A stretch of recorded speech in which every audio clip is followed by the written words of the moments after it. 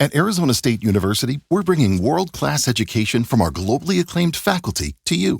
Ranked #1 in innovation for 10 consecutive years and #2 among public universities for employability, ASU isn't just ahead of the curve, it's creating new paths to success. Earn your degree from the nation's most innovative university. Online, that's a degree better. Explore more than 300 undergraduate, graduate, and certificate programs at asuonline.asu.edu.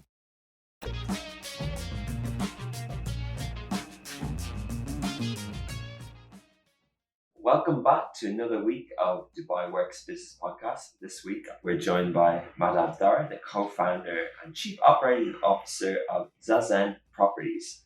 Madhav handles the real estate product development and conception through to delivery. He's also involved in pretty much everything, creating, executing, and the company's formation, strategy, government relations, and customer management. ZāZEN Properties was founded in 2018 and it's building unique residential developments in established communities throughout Dubai, catering to the mid-market segments consumer and providing sustainable community within a building, which is a really interesting and topical topic in real estate at the moment. So we'll talk about that later. Madhav also aims to position ZāZEN as a homegrown brand that pushes the limits to what mid-market products can be and should look like across their developments. So welcome to the show. Thank you for having me. Thank you. So can you go into, I hope I did it justice there. Yeah, you forgot to say I also sweep all the floors everywhere. You sweep the floors, you clean everything, you make the teas and coffees. Can you tell us ZāZEN Properties, the story, and it's really fascinating to hear, how would a property development company start so recently and what does the company do? Sure. So firstly, thank you for having me. I've worked in real estate a long while in Dubai with all the other sort of big developers, junior to senior positions. I've been fortunate enough through my time here to understand how to sort of build a market, grow internationally, grow locally. ZāZEN was formed at the end of 2018 because my partners and I, we believe that, within Dubai becoming the real estate market in Dubai maturing means that you'll have a lot more end users coming into the market. And we realized that in 2018 and we said, you know what, right now the market is either built high end or it's investor friendly, where you come in small units, normal ticket prices, and you just get in and you sell units. So we wanted to create something which catered to the general public, which targeted end users, which meant that we wanted people to have a little more space, to have a little more community feeling, to have more facilities within the building. And fortunately enough for us, we thought about this before COVID. And as soon as COVID hit, as soon as we came out of COVID rather, everyone was looking for exactly that sort of product. So this is something that we've had an advantage on. And the idea for ZāZEN actually is the perfect posture when you're meditating. That's what it's based out of. And we wanted to bring in that sense of sort of cleanliness, natural light, sustainability, a little thought in what we develop. And that's how the product was born. That's how the brand was born. Amazing. Thanks for explaining what it means as well. That's very cool. So a couple of years ago, you had different roles in real estate, and then you set this up with your partners. How did you go about that? Did you find the right development? First of all, did you choose to be just a developer, or do you have other services within the properties group? And what was the kind of inception point of the business? So when we decided to form the company, obviously getting a development license isn't easy. Is or isn't? Is not. It's not easy. It's not easy as in the government supports you if you've got the right sort of cash flows, the right profile, so on and so forth. But, strategically, we had to first think about, okay, what is there in Dubai? What different communities are developed or upcoming? Which areas do we want to be in? What sort of products are there in Dubai? So when we were thinking about this in 2018, we said, okay, if we buy a plot of land now, we will not be ready in, say, 3 years. By the time we buy the plot, do the design, complete the construction, takes about 3 years. Okay. So we needed to understand where the market would be in 3 years or 5 years. So there's a lot of planning that goes into that. We need to understand, okay, if there are 3,000 one-bedroom units coming in between the Jumeirah village area or Sports City or Production City, do we want to compete with that sort of inventory? We want to cater to what is being underserved, but what makes sense for our brand and for the segment that we're targeting. So the inception was, first we identified, yes, we like a particular plot. Then we said, all right, now we know that we like the plot. Let's go about obviously arranging the financing, get it sorted out, speak to the master developer. In Dubai now, you need to own the plot 100% to be able to develop. So again, it's not easy. Not everyone can come and do that. So you need X amount of money to come in, buy the plot, pay it off, have it in your name. Then you have to go and register a development company. Because without a plot of land, they will not let you be a developer. Okay. So those two are linked. Obviously, there are other ways where you can do a joint venture with other people who own land, etc. But, being a homegrown brand, we wanted to make sure we sort of owned and developed everything. We owned the concept. And then we were able to push it forward without other people telling us what to do. We have a clear vision in terms of we wanted to provide a community within a building. And for example, what you would get in Springs or Greens or Meadows, you have a lot of different facilities. We said, okay, how can we take that into a building, not make it high density like every other building in Dubai is? So to give you an example, our first project is ZāZEN 1 in JVT. Okay. We initially, with our consultants, typical Dubai style, they sort of propose 150 units. We cut it down to just 86 because any other developer would have done 150 units. And we wanted to be different. We wanted to give more space. So these sort of different ideas led to ZāZEN being born with a clear vision of what we wanted to do and how we want to take that forward, not just to make a quick buck and run away, but we're building a brand. I was born in Sharjah, in Al Qasmi Hospital, which doesn't exist anymore. Okay. My family's been here almost 50 years. Wow. So I've seen Dubai from when it was 2 roads down there on Sheikh Zayed Road, all sand. Hard Rock Cafe was, it was like 200 dirhams to get to Hard Rock Cafe. Yeah, and miles away. Exactly. So I've seen it develop. I understand what the culture is about. I've been fortunate enough, I'm Indian by birth, born in Dubai, grew up in England and in Canada. So I have a world view on how things should be developed. I'm very lucky to have that. And I want to use that. I want to take advantage of it. So that's what the brand is about. Interesting. So many interesting things there that we haven't heard before. So when you do get the plots and then and then obviously that's part of the criteria to become a development company, as you explained. Is it hard to get financing? And then also, can you just add a little bit more light in the stage of it? So you're still building that development, but you're able to sell because you've got all the designs and you can go to market. Yeah, so there are different options with DLD.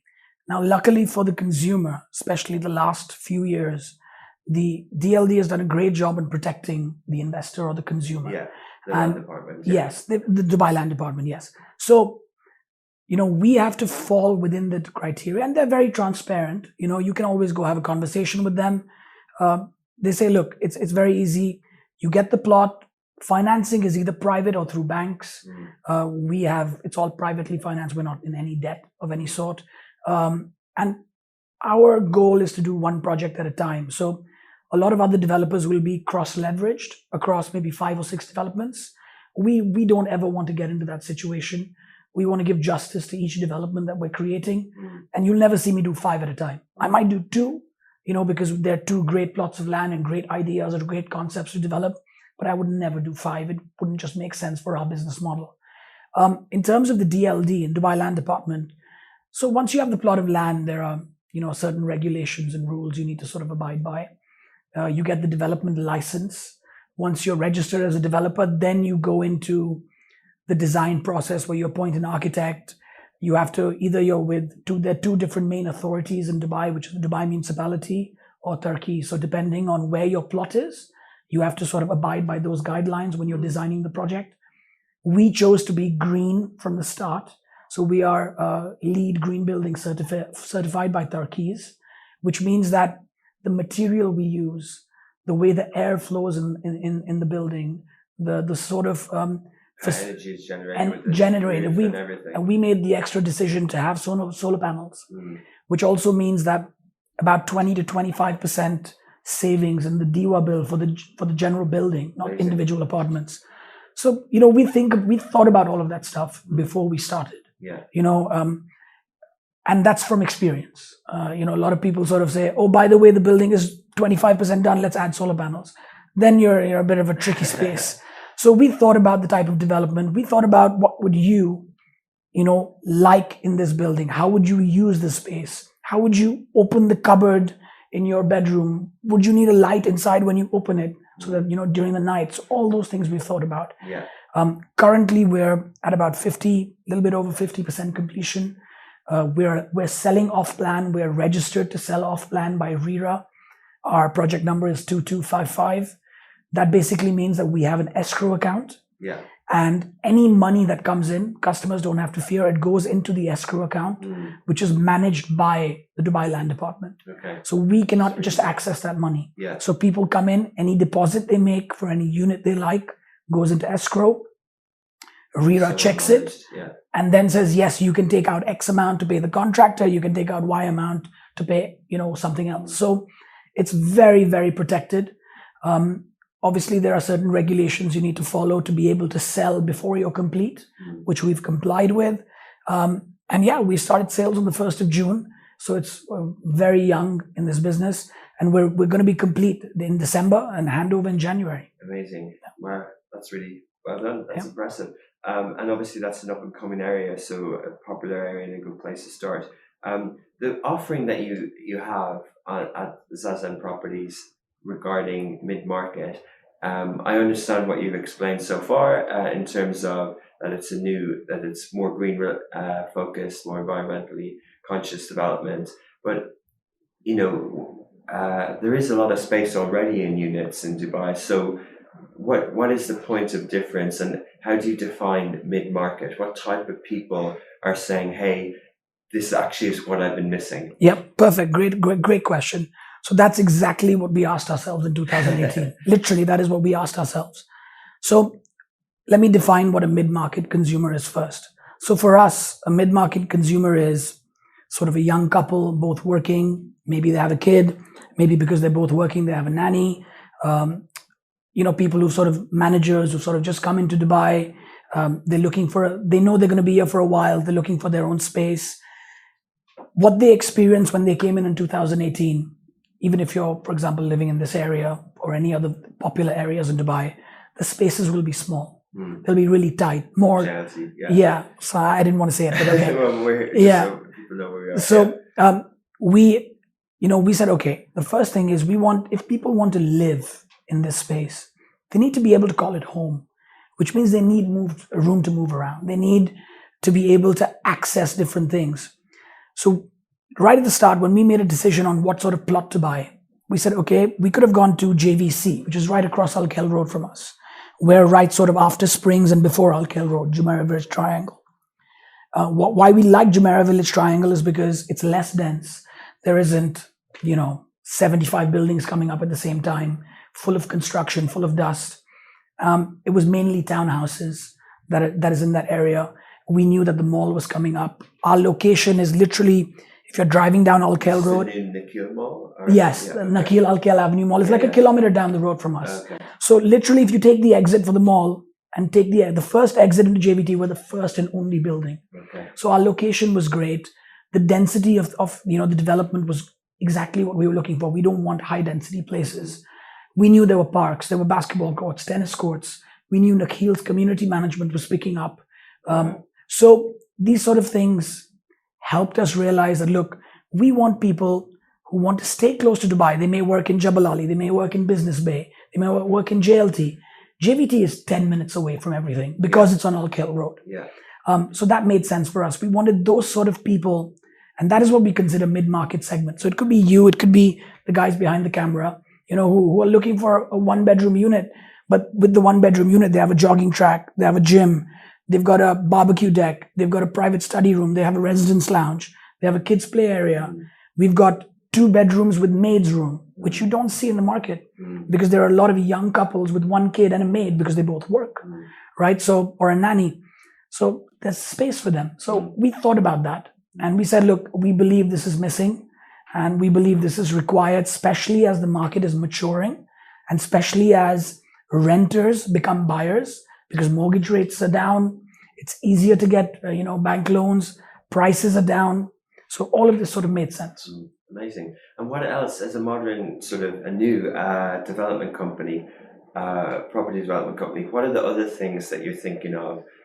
Do you have a development portal, a website for buyers to register? Will you be having apps? Like, what are the kind of digital things and how that sort of thing? Like, what would one do if they were building a development company in this decade? In this decade, well, so a lot of developers now have had to change plans because of COVID. Okay.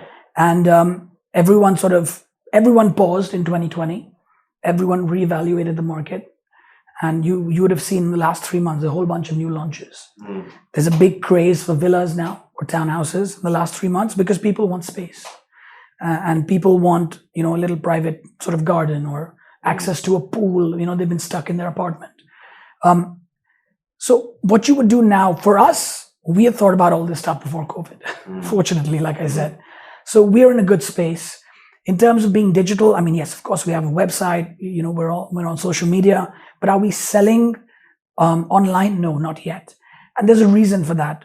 I'm a new brand in Dubai, right? You're not selling with crypto yet. Yeah. Not yet. That's something, tokenization is something that, we've thought of. Over time, yeah. But the problem is that we have one project. It doesn't really make sense right now. Yeah. Once we start getting into 2 and 3 and we're managing, our projects and, handling multiple clients and multiple customers, then we start thinking about being a little more digital.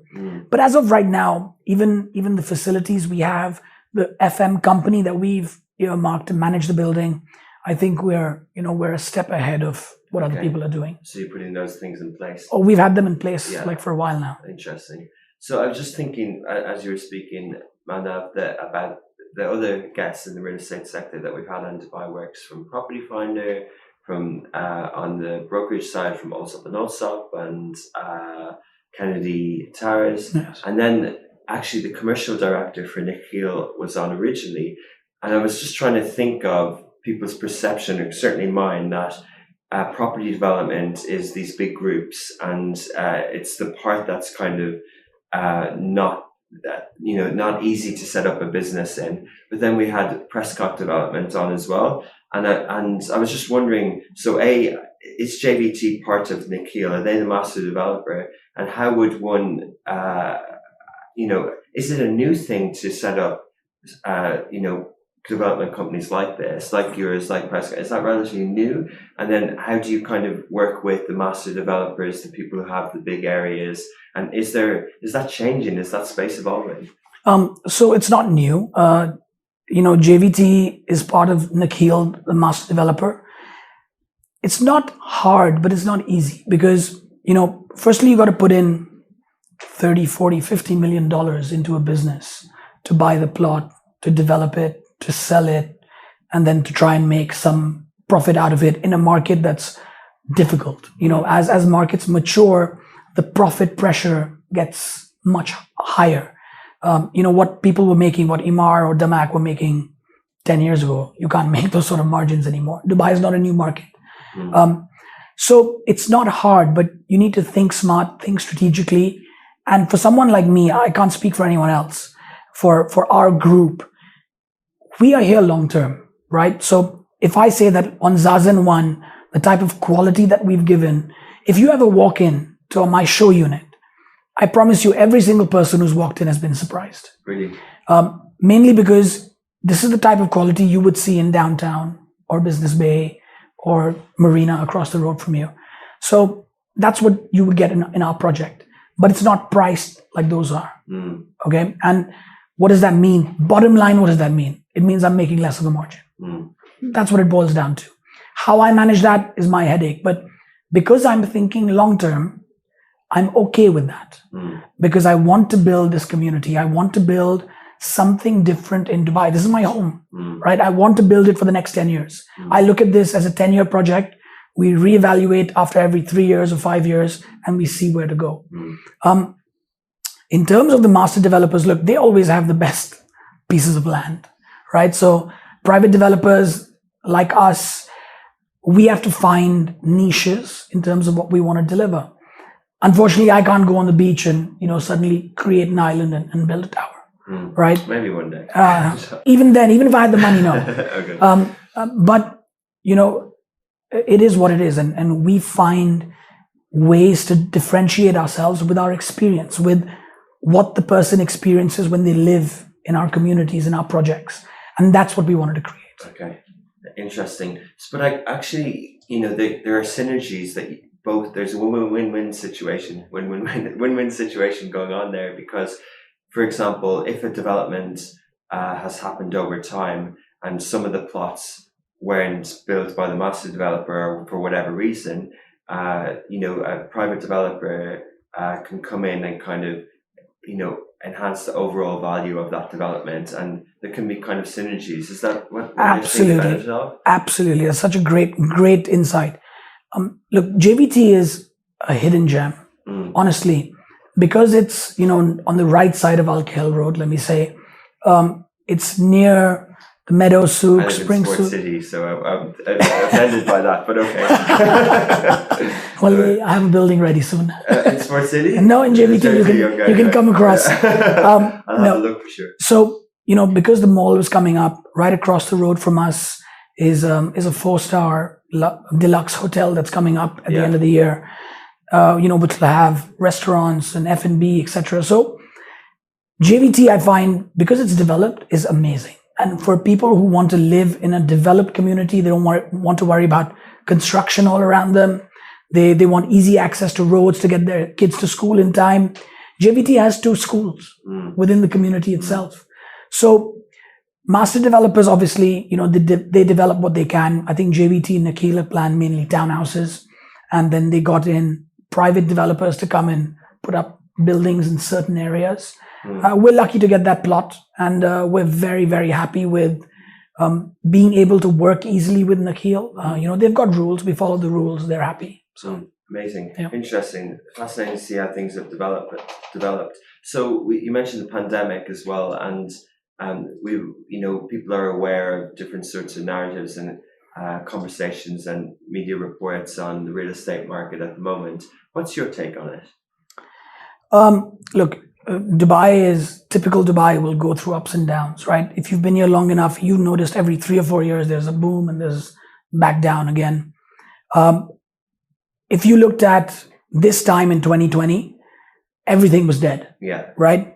Then September 2020 happened, and suddenly, and I'll give you an example of friends of mine who wanted to buy a villa in the Meadows. They went in August or September to see it. It was at 6 million.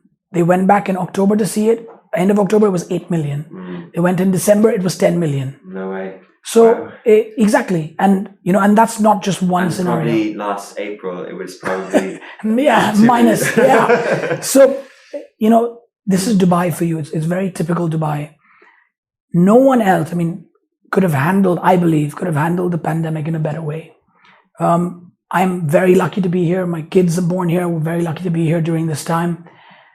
And I believe that if anyone can navigate this situation properly, whether that's through economic stimulus or government incentives or something brand spanking new that's probably going to happen in the 50th anniversary, Dubai or UAE will be able to do it and manage it. There's going to be some announcements coming up. For sure. And we've lived through it, right? Yeah. We've seen it.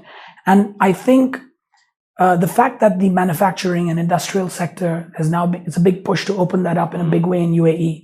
People have to realize in Dubai, you're used to everything now, right?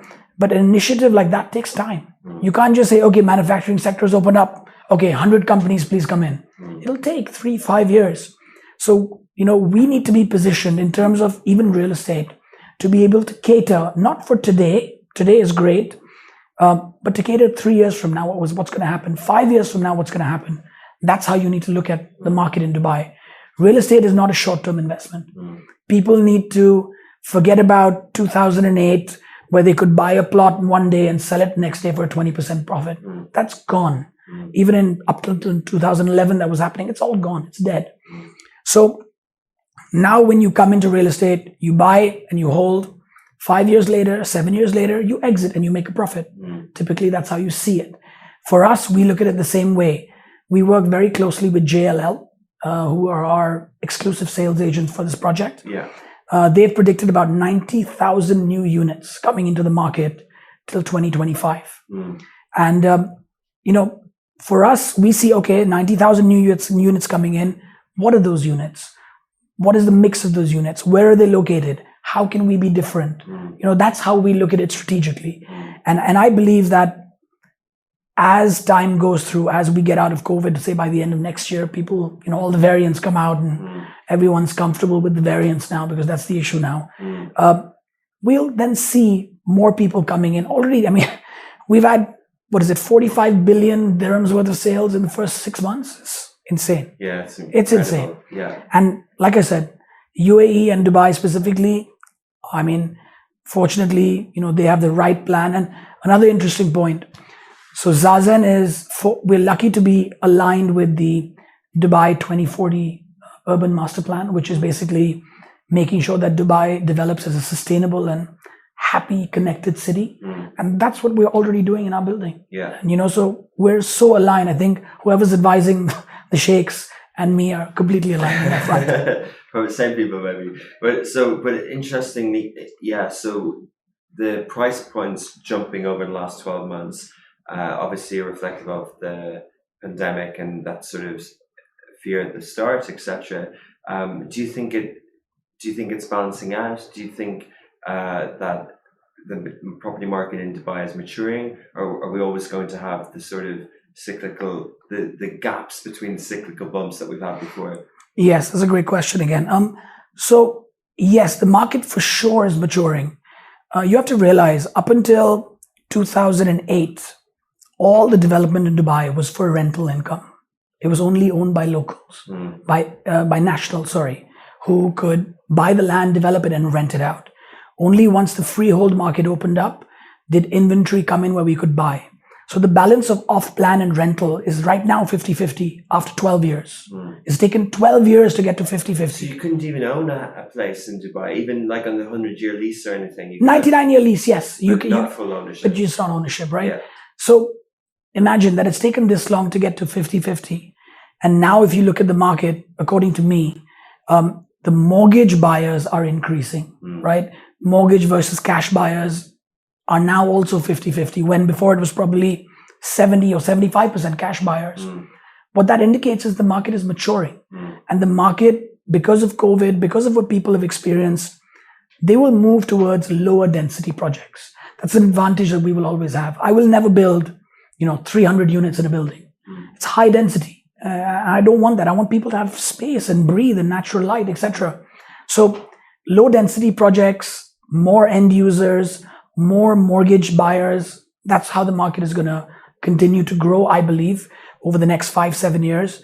And then we become more like a London or a New York or, or Mumbai or Delhi, where again, it's a lot of end users. Yeah, definitely. And so talking about the other things that ZāZEN properties could do, would you enter into commercial properties, or would you have other services? You have an exclusive sales company, but would you have other services as well, or is it focused on finding these places to live for people and building it like that? Right now, we are focused on residential or sort of mixed use developments. The JVT plot is purely residential, mainly because, when you buy a plot, they tell you, look, this is what you can use it for. And I believe because the mall is a kilometer down the road and we've got a hotel across the street, we're okay. Our next few plots, which is in Discovery Gardens for Jan area, those are residential with retail on the ground floor.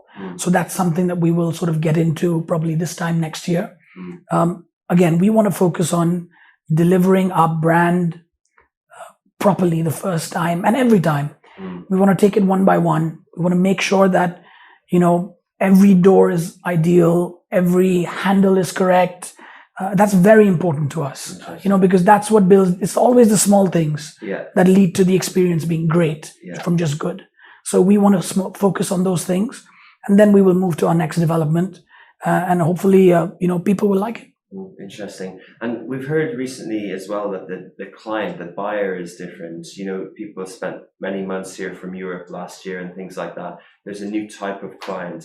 And then also another trend in other markets is property prices in the US are really, really high for different reasons, and people are looking to buy elsewhere. What do you think of that? Do you think that people are getting more trust in this region? Are they buying investment properties, holiday homes? Are you looking really from a residential point of view? So look, the holiday buyer will always be there, and these are people usually with money, right? Because they can afford to have 2 or 3 homes outside of their main home, and which they go visit for a couple of months a year, and they're happy with that. So I don't think that really affects us. Yes, you'll see a lot more beach developments coming up and targeting those sort of buyers with 350 square foot studio apartments for sale, which they're happy with. That's not really our target. Our target is, someone who wants to live, or an investor who wants to earn rental income for the long term. Because, people ask me usually, they're like, oh, but your units are bigger, it's not really investor friendly. I'm like, look, what is the investor interested in? He's interested in getting his money back and earning an income. With our properties, it's more likely that when they rent it out, because of the facilities, because of the space, the size, the location, the person renting it out will live there for 10 years, not for 2 and then skip to a new development. Yeah. Right? So I am thinking about that long term. Okay. It's a strategic plan to actually make it that way, because you can live in it, or you can rent it out and earn great income, because it will hold value, because you will not find other projects with such facilities in such a location anywhere else. And, is that a trend amongst investors that you're seeing that people are beginning to understand? Or, we hear that people are buying a lot of villas, people are still looking at sort of downtown and the marina. Are people seeing the value of investment in JVT or in other areas yet? I don't think they are yet. And look, the fact that they look at downtown or marina is, again, you've got government-backed marketing spend on those sort of areas. I cannot. Do you think there's value in it? Of course. Look, there is value in, again, if it's just numbers game, you need to look at it this way. If I spend $1 million dirhams in JVT versus downtown, firstly, I get more space in JVT, of course. It's a different area. Less maintenance. Less service charges. Secondly, within our project, I can't speak for anyone else. Within our project, you get facilities probably better than you would get in downtown. The only difference is that you get less traffic, less density, and not as stunning views. Not as stunning views, unless you enjoy looking at JVC across the road. Yeah. But yes, the views is the biggest thing that people worry about. But if it's for rental income, then you just worry about renting it out, right? It's a pure numbers game then. Yes, prestige-wise, of course, I can't compete with downtown and marina. I want people who have, if they really have one place to earn rental income from, you'd rather come to me because you know that you'd be able to earn rental income longer. So interesting, you mentioned the 2040 plans. There's also, I'm not sure what plan it is, but the plan around energy, that provides incentives for things like solar powered roofs and things like that. Is that encouraging new developers to sort of make those choices? Or you would have made those choices anyway, but is there alignment with the respective government entities to kind of go more sustainable? Yes, as a developer, like you correctly said, we would have made this choice anyway. Because we see the benefit of it in the long term. As a developer of off-plan projects or selling freehold property, I sell it, and then technically I have, for the first year I've got interest in it, but after that the owners association takes over and there's a facility management company. Yeah. So I can wash my hands and say, look, it's not my problem. But I said, look, again, we're building a brand. We want people to enjoy living in our buildings. So what can we provide them that will help them long term? To answer your question about new developers, look, if you're not on the bandwagon, you should be. I'm not sure about, what the incentive level is, because again, the cost benefit analysis of putting in solar paneling, putting in green building certification, every developer has to measure that, based on their cash flows. Yeah. So that's a difficult question, but definitely going forward, you should have some angle of that because people want it. People are more conscious now. You need to have electric vehicle charging bays. You need to have these sort of things in your building, ready and available as you grow with the environment and with the community. Interesting. So you mentioned earlier when you grew up here, the Hard Rock Cafe was miles away and things like that. And we see this sort of narrative of Shakeside roads developing over the years. But then when we see the plans for the future for 2040, we all know that Dubai is in one respect limited as an emirate. It's got lots of great coastal area and the palms, but when those plans look drawn up so detailed, you kind of look at it and go, all this area will be vastly populated with residents and things like that. And then if one had that long-term vision for where you're building, then that makes sense. Do you think that it will be, the population numbers to increase? Do you think that these places will be the more densely populated? And, are you optimistic, I guess, about that sort of those plans in place? So I'm a Dubai person, okay? So I'm never going to be pessimistic about this country and this city, mainly because I trust the people who are running it. They've made right decisions till now. People have been fortunate enough over the last 40 years to make tremendous amounts of money living here and working with the leadership team here. So yes, I'm sure there will be plans. Of course, there'll be many challenges along the way. But again, you have to be prepared and agile and flexible enough to deal with them. And I don't think any other country, I'm sure there are others, but a handful of countries who can sort of manage these situations well. I believe that there will be new initiatives. I believe that as manufacturing and the industrial sector and the pharmaceutical sector, as they start building in the Emirates, that'll bring in a lot of influx. I know there's a heavy focus on research and development coming to, Dubai and Abu Dhabi and these sort of areas, people setting up plants and facilities. So these will bring people. The next, obviously, there's always been rumors about legalized entertainment. Yeah. That, honestly, I believe that would sort of be a masterstroke in lines with Singapore, where you do it strategically and smartly. That adds 5-10 billion to your GDP every year. And you get people coming in, tourism is booming. So provided it's respectfully culture. That's my thing. And I really believe that if anyone can pull it off, we can pull it off. And that's from experience, from being here and seeing the different initiatives, seeing how they're implementing. I really believe that, we've already got an example of how it's been done in the past. And I believe we can take it, put best practices from different places, like everyone in Dubai does. That's what Dubai is about.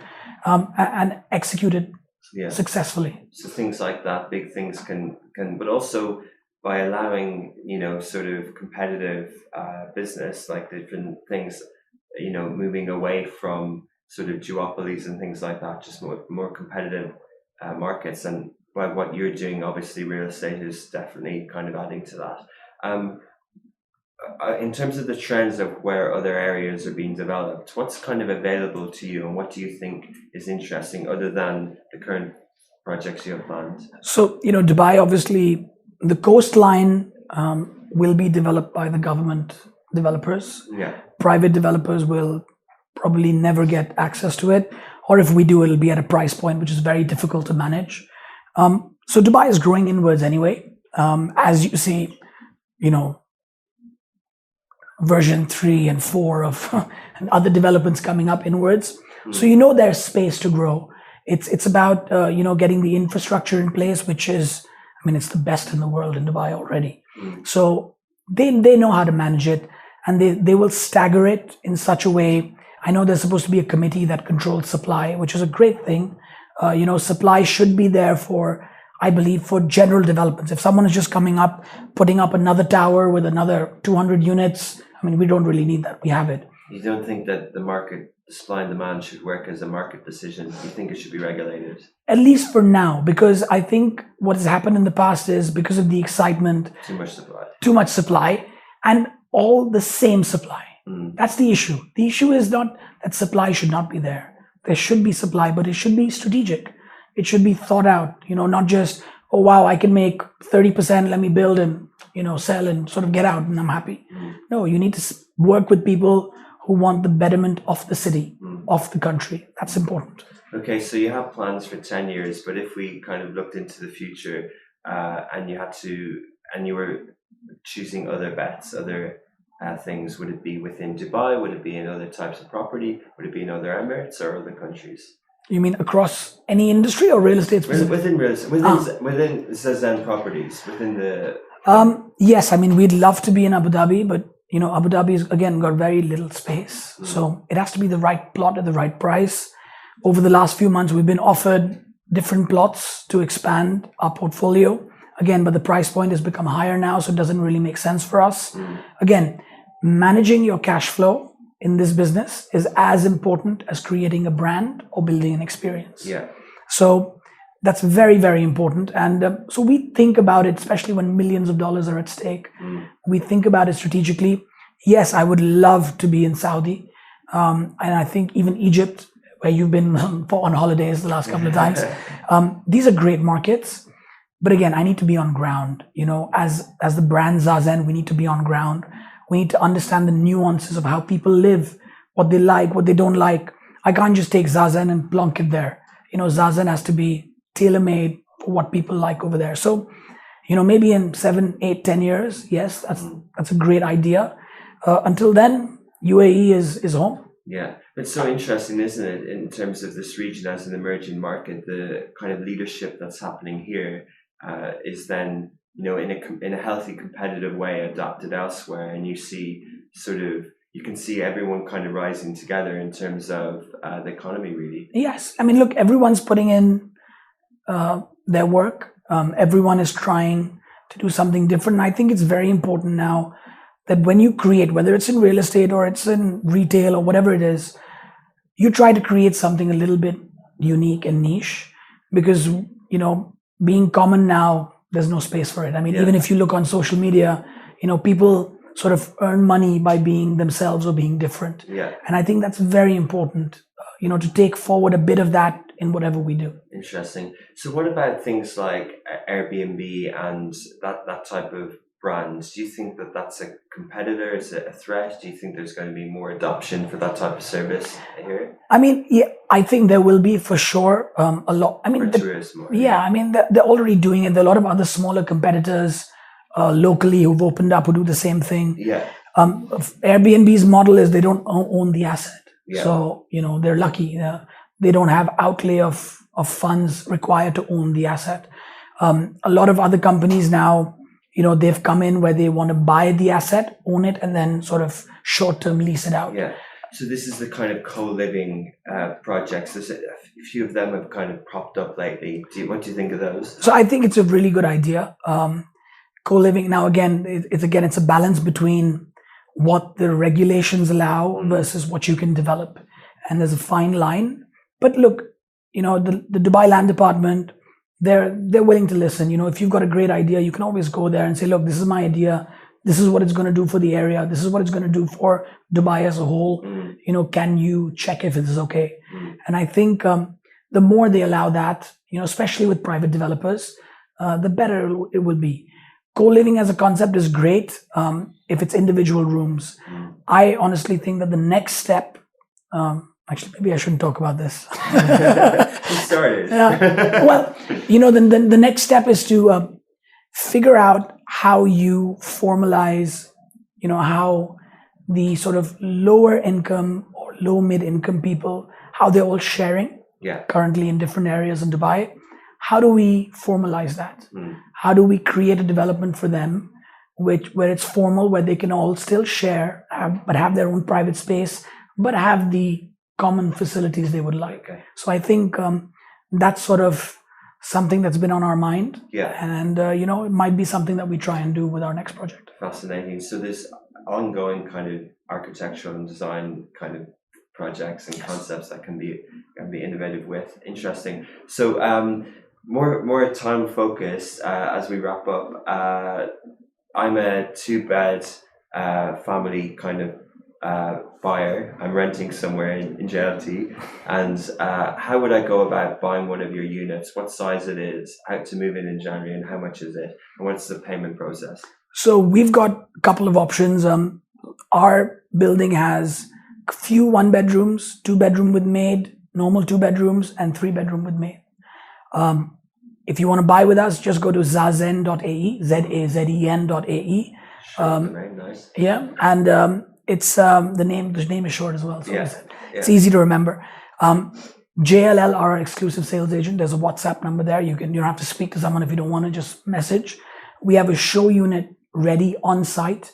And again, the reason I did that was because I want people to come and see and feel the product. Yeah. It's very important, especially as a new somewhere brand. else in Exactly. Bay or whatever, Exactly. yeah. Come see the journey, see what's there, and be comfortable with what you buy. We've got a couple of different payment plans currently. So one is sort of construction linked. We already have FAB Bank who's on board to provide mortgages once the project is ready. So you can sort of get a pre-approval and then, reconfirm your mortgage when it's handed over and go with that 80-20. They give up to 80% depending on your profile. And then we also have an option of a 3-year post-handover plan. So you can pay X amount now. You take your keys on 31st of January, move in, and then pay us the balance amount over 3 years. Interesting. Again, I can't compete with the government developers who've got 10-year payment plans. That's just crazy. But we've made it feasible so that all 3 options are at play. If you're a cash buyer, if you want a mortgage, or if you want a slightly longer payment plan, which is post handover. JLL are our agents. Come in and buy. The sizes vary from about 880 square feet, which is basically the 1-bedroom, to about 2,300 square feet, which is, we've got limited 4-bedroom duplex sort of units, which is to mimic the townhouses that are there in the community. So those are, great apartments. So again, these are bigger sizes. So typically my other competitors, you would find a 1-bedroom, which would be like 600 square feet. Brilliant. Well, amazing story. Thank you for sharing everything, and looking forward to kind of intrigued to see what these look like now. But, you have to come down. I will take you to a site visit. Amazing. And all your viewers, they can see it themselves. Yeah, perfect. Madhav, thank you. It's been a pleasure. Learned a lot. Thank you for your time. Thank you. That's it for another episode of Dubai Works. Thank you so much for listening, and please leave a review on the podcast platform that you're listening to. It really helps with organic searches.